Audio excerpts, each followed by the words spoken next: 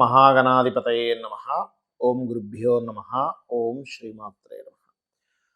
పరమేశ్వర స్వరూపమైనటువంటి జ్యోతిష, వాస్తు మరియు ఇతర అనేకమైనటువంటి శాస్త్రములను మనకు అందించినటువంటి మహర్షులకి నమస్కారం. హయగ్రీవ హయగ్రీవ హయగ్రీవేతి యో వదేత్ తస్య నిస్సరతే వాణీ జహ్నుకన్యా ప్రవాహవత్. అరుణాం కరుణాతరంగితాక్షీం ధృతపాశాంకుశపుష్పబాణ చాపాం అనిమాదిభిరావృతాం మయూకైః అహమిత్యేవ విభావయే భవానీ. శ్రీమాత్రే నమః. ప్రేక్షకులకి ఆ లలితాంబిక అమ్మవారి యొక్క అనుగ్రహం పరిపూర్ణంగా కలగాలని మనస్ఫూర్తిగా కోరుకుంటూ మనం ఈరోజు వార ఫలితాల్లో చెప్పుకోబోయేటువంటి అంశాలు ఏమిటి, 19వ తేదీ నుంచి 25వ తేదీ వరకు ఉన్నటువంటి ఈ వారం గ్రహస్థితి వృషభంలో గురువు వక్రించున్నాడు, కర్కాటకంలో కుజుడు వక్రగతి, అంటే 2 గ్రహాలు వక్రించున్నాయి.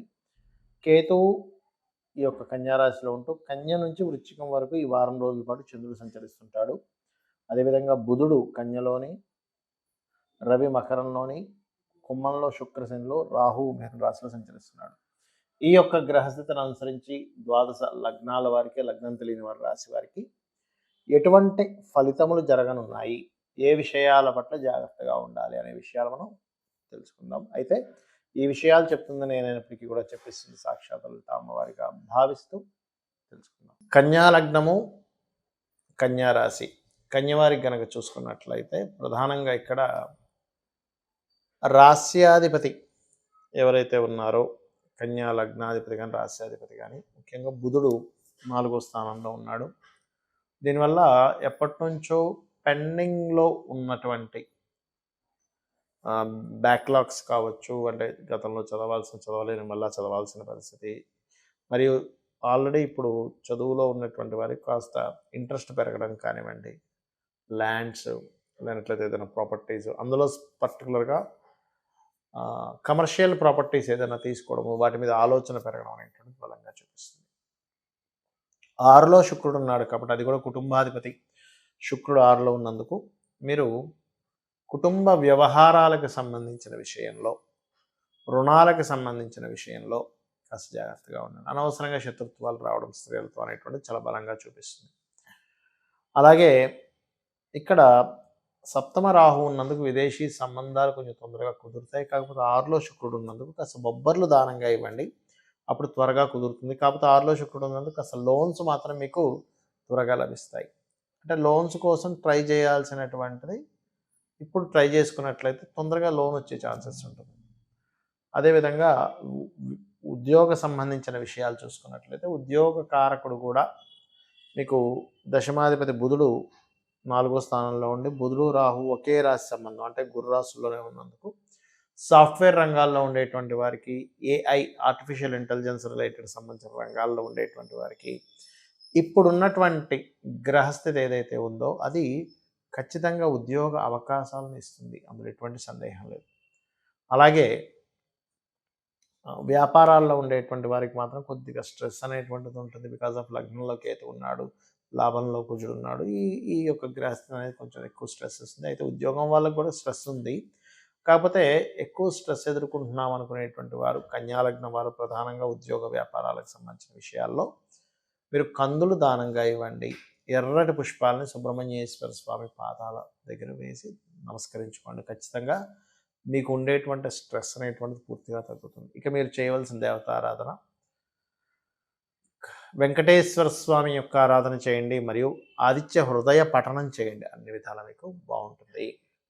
చాలామంది నన్ను అడుగుతున్న విషయం ఏంటంటే, పర్సనల్ చార్ట్ అనేటువంటిది ఉంటుంది కదా, గోచారం కాకుండా అసలు పర్సనల్ చార్ట్లు రీడింగ్ చేయించుకోవడం ద్వారా మనం ఎటువంటి అంశాలు తెలుసుకోవచ్చు, దీని ద్వారా మనం ఏదైనా జీవితాన్ని మార్చుకోవచ్చు అని అడుగుతున్నారు చాలామంది నన్ను. అంటే నా రిలేటివ్స్ కావచ్చు, తెలిసిన వాళ్ళు కావచ్చు, అప్పటి వరకు జాతకం చూపించుకోని వారు కావచ్చు. అందుకని నేను దీని గురించి ప్రత్యేకంగా చెప్దామని డిసైడ్ అయ్యాను. ఇక్కడ ఏంటంటే ఒకటే గుర్తుపెట్టుకోండి, మీ జన్మజాతకం ఏదైతే ఉందో అది పర్టికులర్గా మీరు పూర్వజన్మల్లో గతంలో ఏదైతే చేశారో దాని యొక్క రిజల్ట్ అన్నమాట.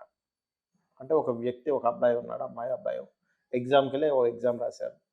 మీరు ఎగ్జామ్ ఎలా రాశారో దాన్ని బట్టి మార్క్స్ ఎలా వస్తాయో అదేవిధంగా మనకి జన్మజాతక చక్రం అలా ఏర్పడుతుంది. ఏర్పడి మీరు చూడడానికి అద్భుతంగా కనిపిస్తున్నారా? లేకపోతే స్ట్రెంగ్త్‌ఫుల్‌గా ఉన్నారా? ఆత్మవిశ్వాసంతో ఉన్నారా? ఇవన్నీ కూడా మీ యొక్క లగ్నం బట్టి తెలుస్తుంది. మరి తెలిస్తే ఏమిటి లాభం అనేది ఇక్కడ సందేహం కలుగుతుంది. మీ లోపల ఏదైతే లోపం ఉందో, అంటే ఆత్మస్థైర్యం లేదనో, లేకపోతే నేను బాడీ పరంగా నేను స్ట్రెంత్‌గా లేకపోతున్నాననో, లేకపోతే అనారోగ్యంతో ఇబ్బంది పడుతున్నాను. ఇలా ఉంటుంది. ఒక్కొక్కరికి ఒక్కో ఇబ్బంది ఉంటుంది. కొంతమందికి ఉండదు అదృష్టవశాత్తు. వాళ్ళకి లగ్నం బావుంటుంది. అలాంటప్పుడు దాన్ని ఎలా సెట్ చేసుకోవచ్చో చెప్తుంది మీ లగ్నం. మీ లగ్నాన్ని చూసి బాబు నువ్వు ఇది చెయ్యి. ఈ దేవతారాధన చెయ్యి.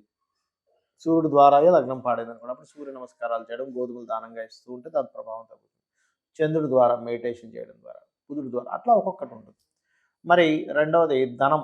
చాలామందికేంటంటే ఇవాళ రేపు ఉండేటువంటి ఈ యుగంలో ధనమే ప్రధానమైపోయింది. ధనం మూలమిదం జగత్. ఇక్కడ తెలుసుకోవాల్సింది ఏంటంటే మీ పర్సనల్ చార్ట్‌లో ధనాధిపతి ఎవరు?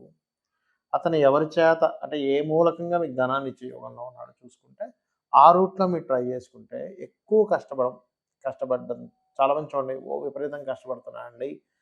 అసలు ఎంత సిన్సియర్‌గా కష్టపడుతున్నా రావాల్సినంత ఫలితం రావట్లేదు. కష్టమే అయిపోతుంది కానీ రూపాయి రావట్లేదు అంటూ ఉంటారు. ఎందుకంటే వాళ్ళు కష్టపడుతుంది వాళ్ళకి రాని దిశలో, అంటే వాళ్ళకి రానటువంటి వాళ్ళకి ఏ రూపంలో అయితే రాదో ఆ రూపంలో కష్టపడుతున్నారు. అంటే చిన్న ఉదాహరణ చెప్పాలంటే స్కూల్స్ పెట్టేశారు. కానీ వాళ్ళకి ఫీల్డ్ వచ్చేసి ట్రాన్స్‌పోర్ట్ దాంట్లో ఉంటుంది. స్కూల్‌లో ఎందుకు వస్తుంది? రాదు కదా! అలాగే మనకి కొంతమందికి హోటల్స్ పెట్టారు. కానీ వాళ్ళకి స్కూల్స్‌లో ఉంటుంది. లేదా జిమ్‌లో ఉంటుంది ధనయోగం అనేది. ఆ ఒక వ్యాపారం పెట్టాల్సింది ఇంకో వ్యాపారం. కొంతమందికి వ్యాపారాలే అచ్చరావు. మరి కొంతమందికి అట్లా రకరకాలు ఉంటుంది. కాబట్టి మీ ధనాధిపతి ఎవరు అనేటువంటిది తెలుసుకోవాలి. మీ బుధుడే ఎలా ఉన్నాడో చూసుకోవాలి. వ్యాపారంగా కలిసి వస్తుందా లేదా అని. అది ప్రధానంగా. కొంతమందికి అసలు వ్యాపారం కలిసి రానప్పుడు ఓన్లీ జాబ్ చేసుకోవాలి. అది మీ పర్సనల్ చార్ట్ చాలా స్పష్టంగా చెప్తుంది. అలాగే అన్నదమ్ములతో ఎందుకు గొడవలొస్తున్నాయి? వాటిని తగ్గించుకోవడం అంటే ఎట్లాగా? చదువు విషయంలో చిన్నప్పుడు పిల్లలకి ఏ ఏ చదువు సంబంధించి చదివితే వీళ్ళకి ఫ్యూచర్ బావుంటుంది. వీళ్ళకది కలిసొస్తుంది. దాని ధనాధిపతిని, చతుర్థాధిపతిని కలిపి చూస్తాం. అలాగే సంతానం అభివృద్ధి అవ్వట్లేదనో, సంతానం కలగట్లేదనో అన్నప్పుడు పంచమాధిపతి ఎలా ఉన్నాడు? దాన్ని బట్టి మీకు సంతానం కలగడం కానీ, అసలు సంతాన యోగం ఉందా లేదా? ఒకవేళ లేకపోతే అడాప్షన్ తీసుకోవాలి. ఇట్లాంటివన్నీ ఉంటాయి. అదేవిధంగా 6వ అధిపతి రుణ, రోగ, శత్రుస్థానం అంటారు. దాన్ని పూర్వజన్మ కర్మ 6వ స్థానంలో ఉంటుంది కాబట్టి 6వ స్థానాధిపతిని బట్టి మీకు ఇప్పుడు చేసుకునే రెమెడీస్, అదేవిధంగా మహాదశలు, వచ్చే జీవిత భాగస్వామి, ఎలాంటి జీవిత భాగస్వామి ఉన్నారు మీకు జీవితంలో? ఒకవేళ ఉంటే గనక ఏదైనా డివోర్సెస్, గొడవలు ఉంటే దాన్ని ఎట్లా తగ్గించుకోవాలి? ఆకస్మిక సంఘటనలు ఎలా జరుగుతాయి లైఫ్‌లో? ఒకవేళ వాటిని ఎలా తప్పించుకోవాలి? ఇక్కడ ఆస్ట్రాలజీ అనేటువంటిది ఏంటంటే, మీరు దాని నుంచి పూర్తిగా తప్పించుకోలేకపోయినా కొద్దిపాటి దీంతో తగ్గేలాగా.